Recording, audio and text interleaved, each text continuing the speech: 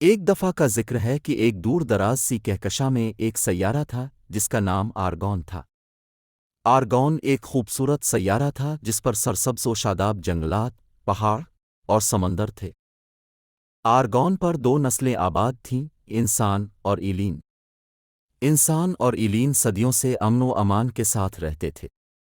ایک دن ایک ایلین سائنسدان نے ایک نیا آلہ ایجاد کیا جس سے انسانوں اور ایلین کے ذہنوں کو ایک دوسرے سے جوڑا جا سکتا تھا۔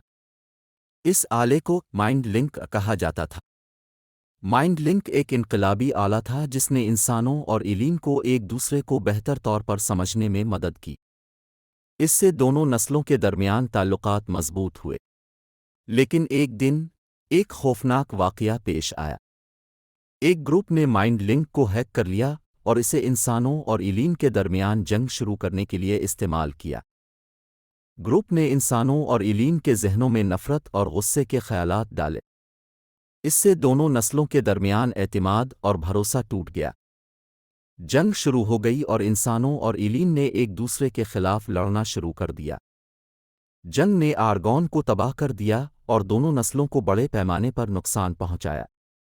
لیکن کچھ لوگوں نے ہمت نہیں ہاری۔ انہوں نے امن کے لیے لڑنے کا فیصلہ کیا۔ انسانوں اور ایلین کے ایک گروپ نے مل کر مائنڈ لنک کو دوبارہ حاصل کرنے کا منصوبہ بنایا۔ وہ جانتے تھے کہ اگر وہ مائنڈ لنک کو کنٹرول کر سکتے ہیں تو وہ جنگ کو ختم کر سکتے ہیں۔ گروپ نے کامیابی کے ساتھ مائنڈ لنک کو دوبارہ حاصل کیا اور اسے نفرت اور غصے کے خیالات کو دور کرنے کے لیے استعمال کیا۔ اس سے دونوں نسلوں کے ذہنوں میں امن اور محبت کے خیالات پیدا ہوئے۔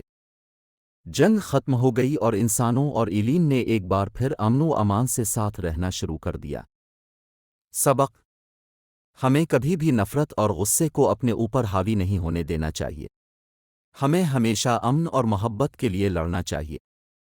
ایک اور سبق یہ ہے کہ ہم سب ایک دوسرے سے جڑے ہوئے ہیں۔